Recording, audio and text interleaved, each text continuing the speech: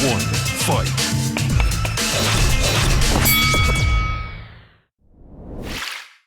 안녕하세요. 박종원의 경제한방입니다. 최근에 우리나라 무역수지 적자가 계속된다는 기사가 계속 나오고 있는데요. 과연 우리나라의 수출 그리고 무역수지 어떻게 봐야 될지 조용무 LG경영연구원 연구위원님을 모셨습니다. 안녕하세요. 네, 안녕하세요. 네, 일단 10월달 일단은 아직까지는 10일까지만 통계가 나오긴 했는데 여전히 무역수지 적자가 계속되고 있다 이런 통계가 나왔고, 그러다 보니까 10월달에도 또 적자 나오는 거 아니냐 이런 얘기가 있던데요. 이렇게 오랫동안 무역수지 적자가 계속 누적되는 거 과연 어떻게 봐야 될까요? 저희도 우려스럽게 보고 있고요. 특히 우려스럽게 보고 있는 몇 가지 이유가 있는데 지금 상황이 꽤 갈 것 같다라고 하는 게 첫 번째고요.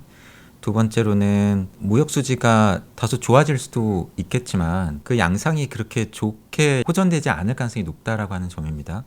가령 저희가 최근에 많이 리서치하고 들여다보고 있는 부분은 경기 침체 관련된 부분이거든요. 경기 침체 올 가능성이 높은데 그렇게 경기 침체가 우리나라에도 오게 되면 아무래도 수입수가 줄죠. 그러면은 수입이 위축되면서 무역수지가 호전되는 양상으로 좋아진다라고 한다면 사실은 그게 좋은 게 아니죠. 그리고 최근의 모습 역시도 조금 우려스러운 부분이 있는데 전반적으로 수출 증가율이 떨어지고 있습니다. 특히 지난해 상반기에는 전년 대비 수출 증가율이 40% 중반이었어요. 어차피 수출 증가율은 그 전년도 같은 달과 같이 전년 대비 증가율로 계산을 하기 때문에 지지난해 상당히 부진했다라고 하는 점이 작용을 했죠. 근데 특징은 뭐냐면은 지난해 상반기에 40% 중반을 넘었었던 수출 증가율이 쭉 계속해서 떨어지면서 지금은 이제 굉장히 부진한 수준까지 왔고요. 근데 그럼에도 불구하고 아직까지도 수입 증가율이 안 떨어지고 있다라고 하는 부분입니다. 근데 그것은 사실 이유가 있죠. 우리가 수입을 줄이기에는 줄이기 쉽지 않은 품목들이 많고 그 가격들이 최근까지도 높았기 때문입니다. 대표적으로는 에너지 가격, 곡물 가격, 원자재 가격 또는 우리가 주로 수출하는 수출품에 들어가는 부품과 같은 것들이 많았기 때문이죠.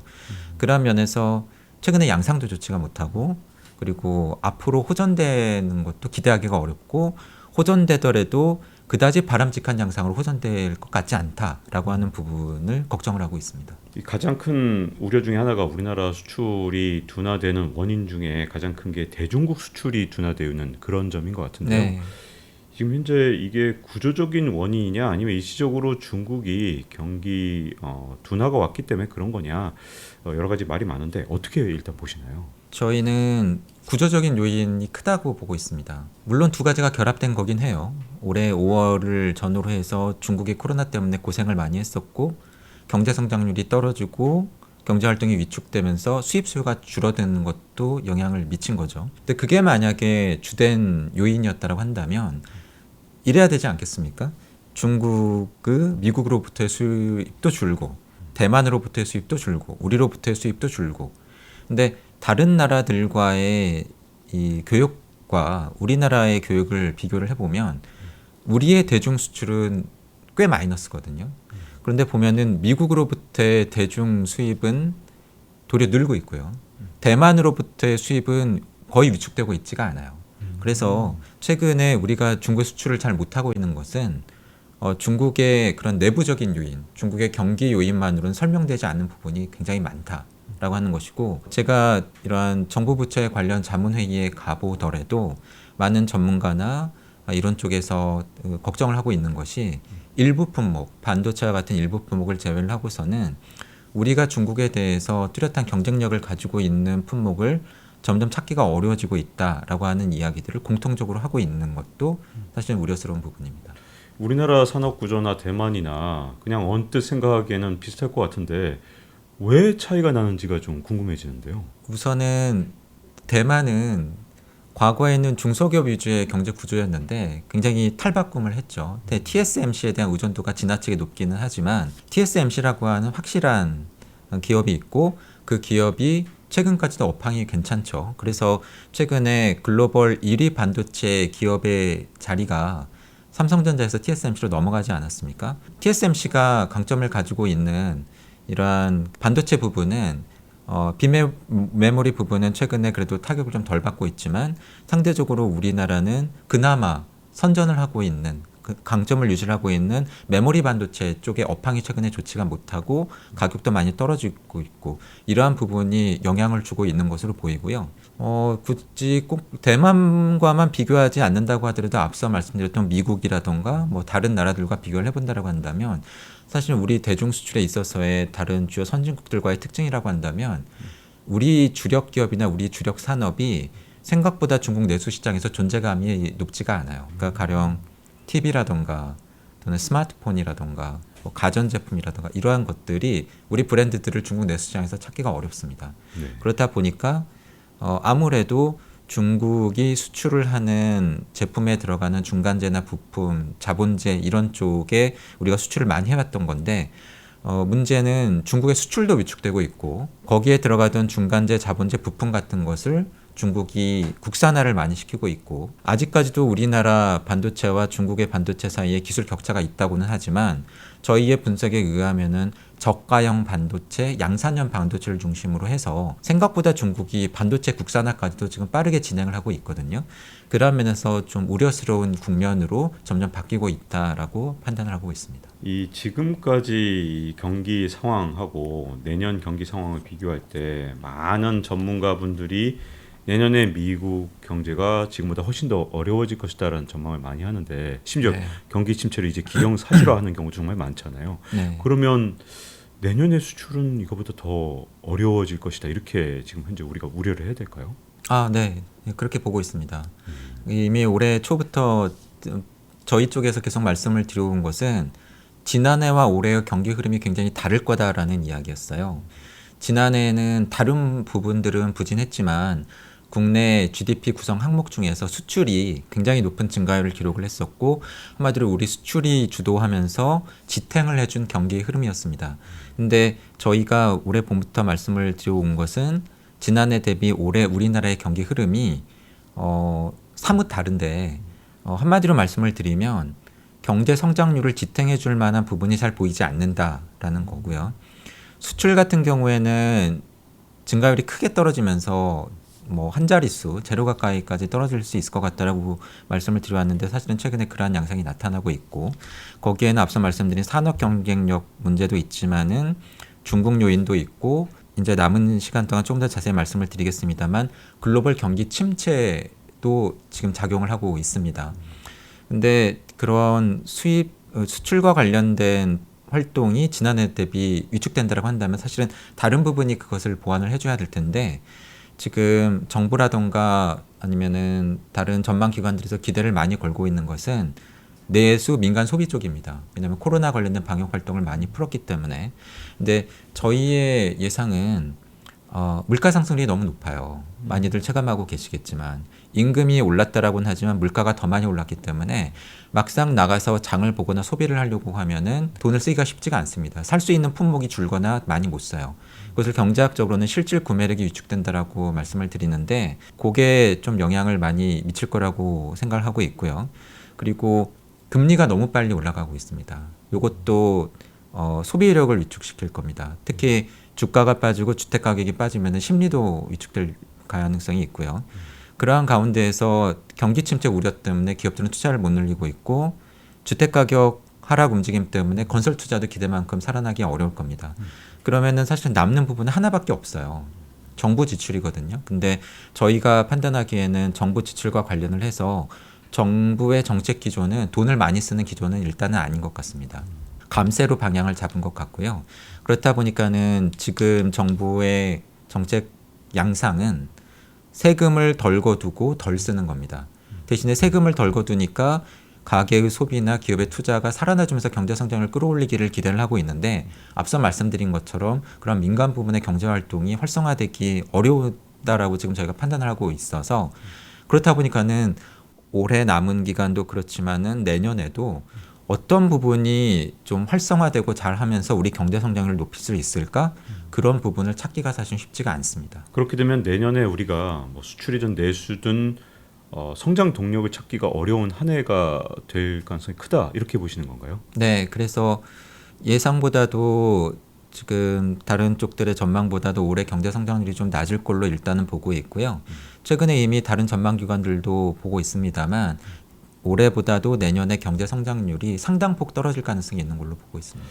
자, 그러면 이제 여기서 궁금해지는 건 보통 그런 식으로 내수 시장도 안 좋고 그러면 무역 수지 문제는 보통 이제 사라지기도 하잖아요. 그러니까 이게 예를 들어 불황형 흑자라든가 이런 네. 경우도 있었는데 네. 내년에는 그러면 무역 수지 적자 문제가 계속 될 것인지 아니면 더 심화됐지 혹은 개선됐지 어느 쪽으로 보시나요? 크게 개선되기 어려울 것 같습니다. 일부는 앞서 말씀을 드렸는데요. 우리가 수입을 많이 줄이기 어려운 품목들의 가격이 올해 상반기에 많이 올라서 상황이 안 좋아졌었거든요. 가령 그런 거죠. 뭐 석유 또는 뭐 철광석, 밀가루, 옥수수 이런 것들입니다. 올해 중반부터 사실은 글로벌 경기 침체 우려가 대두가 되면서 급등세는 멈췄어요. 하지만 뭐 오펙 국가들의 감산 움직임이라던가 우크라이나 전쟁의 장기화라던가 또는 가뭄 홍수 같은 기후라던가 이러한 요인들로 인해서 기대만큼 정점은 지났지만 이러한 품목들의 가격이 큰 폭으로 떨어지고 있지를 않습니다. 내년에도 그럴 가능성이 꽤 있다라고 보고 있어요. 그렇다라고 한다면 설령 우리 소비가 내년에 위축된다고 하더라도 이러한 품목들의 가격이 크게 떨어져 주지 않으면 크게 개선되기는 어렵고요. 소비가 정말로 크게 위축된다라고 한다면은 불황형 흑자까지도 기대를 해볼 수가 있겠지만 남은 시간 좀 말씀을 드릴 수 있을 것 같은데 저희는 앞으로 글로벌 경기 침체가 발생할 가능성이 꽤 높고 우리나라도 거기서 자유롭지 않을 걸로 보는데 저희는 앞으로 저희가 경험할 이러한 경기 침체의 양상이 과거 또는 직전 저희가 몇 번 경험했었던 글로벌 경기 침체와 비교할 때 경기 침체의 강도가 강하지 않은, 폭이 깊지 않은, 그래서 마일드하고 샬로우하면서 기간은 상대적으로 짧은 경기 침체를 예상을 하고 있습니다. 그렇다 보니까 이러한 경기 침체를 지나더라도 수요가 확 줄 것 같지가 않아요. 그렇다 보니까는 물가 상승 압력이 지속될 가능성이 있고요. 불황형 흑자를 기대하기에는 수입 수요도 크게 줄지 않을 가능성이 있습니다. 그리고 마지막으로는 수출인데 저희가 기억하는 이렇게 최근에 원달러 환율이 워낙 이슈니까 환율이 급등하면서 저희가 이렇게 상황이 좋아졌던 적이 있어요. 그러니까 글로벌 금융위기 직후에 그때도 원달러 환율이 급등했었고요. 수출 제품들의 가격 경쟁력이 좋아지면서 우리 수출이 확 늘었고 그래서 글로벌 금융위기 이후에 수출 기업들을 중심으로 해서 우리 경제가 빠르게 반등할 수 있었습니다. 근데 지금의 양상은 저희가 보기에는 그때와 사뭇 다르다라고 보고 있어요. 왜냐하면 원화 가치는 떨어졌지만 우리 수출 제품들의 수출 가격 경쟁력이 높아졌다라고 보기가 어렵습니다. 왜냐하면 원화 가치만 떨어진 게 아니라 엔화 가치는 더 떨어졌고 유로화 가치는 비슷하게 떨어졌고 위안화는 덜 떨어지긴 했지만 역시 약세고 그렇다 보니까 우리 수출 경쟁국들의 가격 경쟁력도 동시에 올라가고 있어요. 동시에 앞으로 세계 경제가 유로존, 미국, 신흥국 순으로 글로벌 경기 침체를 겪을 가능성이 있다 보니까 가격 경쟁력도 문제지만 양적으로도 많이 팔기가 어려울 걸로 보입니다. 네. 그렇다고 한다면 원화 약세에도 불구하고 저희가 예전에 누렸던 수출이 확 살아나서 경기가 좋아지는 그런 긍정적인 효과를 기대하기는 어려운 반면에 환율이 올라가면서 수입 물가를 중심으로 해서 인플레 압력은 지속되거나 더 높아지고 여기에 대응을 해야 되다 보니까는 물가 상승세를 잡아야 되는 한국은행이 우리 경제 체력에 비해서 금리를 많이 올리면서 그게 소비나 투자의 부담으로 작용할 이러한 원화 약세의 부정적인 측면 또는 채널은 과거 대비 더 커졌거나 강해질 가능성이 있다라고 보고 있습니다. 뭐 지금까지 나온 걸로는 우리나라에서 한국은행이 기준금리 금융통화위원회에서 올리더라도 연리 한 3.5% 정도에서 멈추지 않겠느냐 이런 얘기들이 참 많았는데 그러면 그거보다 더 올라갈 수도 있다 이렇게 보시는 건가요? 그 3.5%라고 하는 한국은행의 정책금리 인상의 상단도 높아진 거죠. 지난 몇 개월 사이에. 네. 뭐 얼마 전만 하더라도 3% 이야기들도 하시고 했으니까. 근데 3% 중반도 높아진 거지만 사실은 그 이상 올리기에는 어려울 걸로 보고 있습니다. 왜냐하면 일단 저희의 전망은 한국은행이 이번 10월 금통위에서 0.5%포인트 빅스텝 금리 인상을 했죠. 올해 남은 게 한 번 더 있습니다. 11월에. 근데 그때는 빅스텝 인상을 못 하실 걸로 일단 예상을 하고 있어요.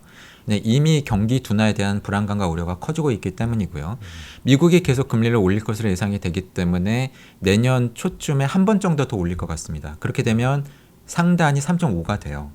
근데 그 이후에는 더 올리지 못할 걸로 일단은 예상을 하고 있습니다. 왜냐하면 그때쯤 되면 올해 겨울을 지나면서 유럽에서의 이러한 에너지 위기, 내년으로 넘어가면서 미국의 경기 침체 우려, 그로 인해서 받을 수 있는 신흥국들의 충격에 대한 우려, 우리나라의 경기 둔화에 대한 우려 이러한 것들이 동시에 제기가 될 걸로 보고 있고요.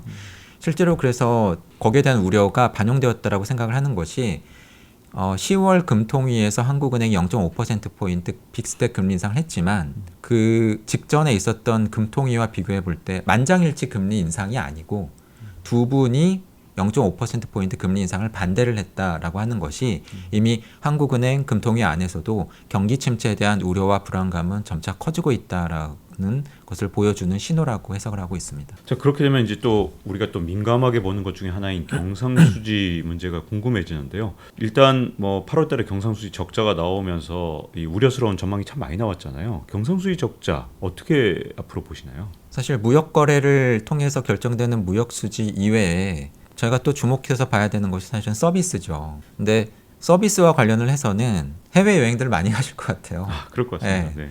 그렇게 되면은 아무래도 이 경상수지 쪽에서도 과거와 달리 적자 압력이라던가 또는 큰 폭으로 개선되기 어려운 중요한 요인이 될 걸로 보고 있고, 그와 관련된 방역 활동이나 이런 제한들이 완화되고 있다라고 하는 부분에 저희가 좀 주목할 필요가 있고, 경상수지까지도 적자로 반전된다라고 한다면 아마 불안감은 조금 더 커질 가능성이 있을 것 같습니다. 왜냐하면 국제 신평사라던가 국제 금융시장에서 신흥국들을 바라볼 때 가장 중시하는 두 가지가 정부의 재정수지 적자 여부와 경상수지 적자 여부거든요. 그러한 면에서 뭐 앞으로의 흐름을 낙관하기는 어려운 것 같습니다. 그래서 이제 내년 그리고 내후년 경제에서 우리나라가 지금보다 경제가 안 좋아지고 경기가 더 둔화될 것이다라는 전망은 이제 많은 분들이 하고 있는 것 같은데, 여기서 이제 더 나아가 이제 궁금한 것은 그게 혹시라도 우리 금융 시스템에 뭔가 불안 요인이 돼서 더 큰 문제를 야기할 수 있는지 아닌지, 예를 들어서 우리나라 가계부채나 이런 것들이 혹시라도 이제 경기 둔화, 경기 침체를 맞이했을 때 과연 버틸 수 있는 수준인지 이런 것들이 약간 걱정이 되거든요. 어떻게 일단 전망하시는지가 궁금한데요.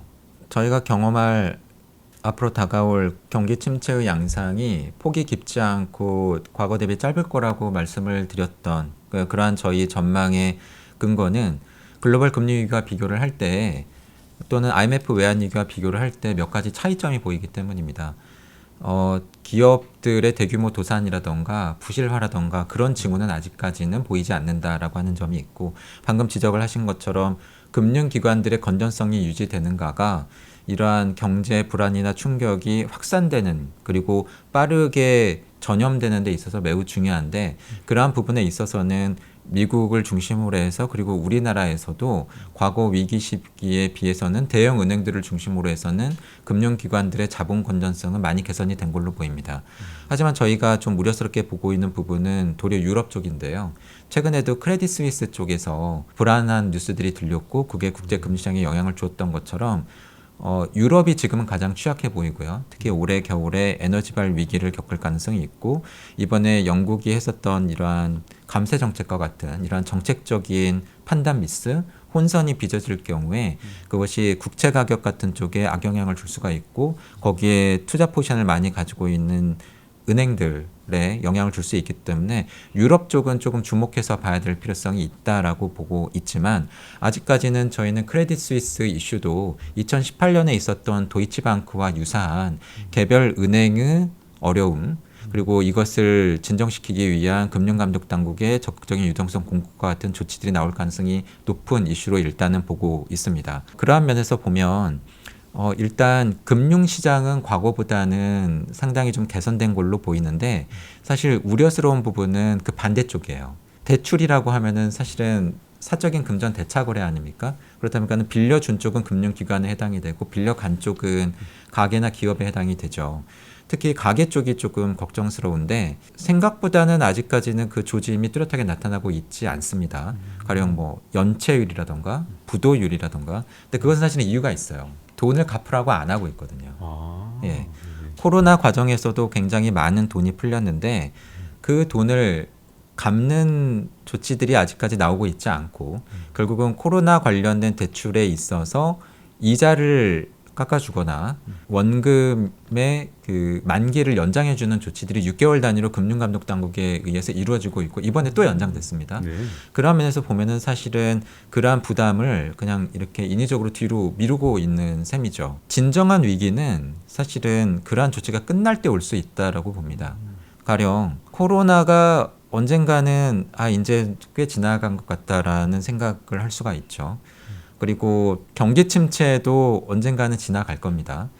그러면은 이제 그 시점에서까지도 어쨌든 돈을 벌어야 되는 영리법인인 은행들한테 빌려준 돈에 대해서 원금을 갚으라는 것을 하지 못하게 하거나 또는 이자를 계속해서 깎아주라고 하는 그런 조치를 금융감독당국이 지금처럼 계속 연장을 할 수 있을 것인가?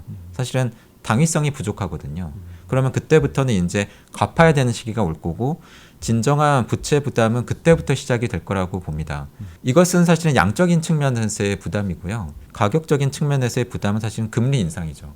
근데 지금 저희가 겪고 있는 금리 인상은 사실은 이전 저희가 몇 번 경험했던 금리 인상 사이클에 비해서 전례 없을 정도로 금리 인상 속도가 빠릅니다. 특히 지금 젊은 분들, 20, 30대 세대 분들은 지금과 같은 속도로 금리가 올라가거나 또는 이러한 요인 때문에 주택 가격이 하락하는 것을 이렇게 성년이 돼서 경험하지 못하신 분들일 가능성이 높거든요. 그러면 사실은 그것이 주는 심리적인 충격 또는 대출을 많이 받아서 주택을 구입했을 때 단기적으로 금리가 급등하면서 생길 수 있는 이러한 현금 흐름상의 압박이 굉장히 크게 나타날 가능성이 있습니다. 그래서 그러한 부분에 대해서는 좀 우려할 필요가 있다라고 지금은 보고 있습니다. 네. 자, 이렇게 우리나라 수출, 무역 수지 그리고 전반적으로 앞으로 금융시장의 문제점까지 다들 이렇게 짚어봤는데요. 조용무 LG경영연구원 연구위원님과 함께했습니다. 이렇게 나와주셔서 감사드립니다. 네, 고맙습니다. 감사합니다. Round one, fight.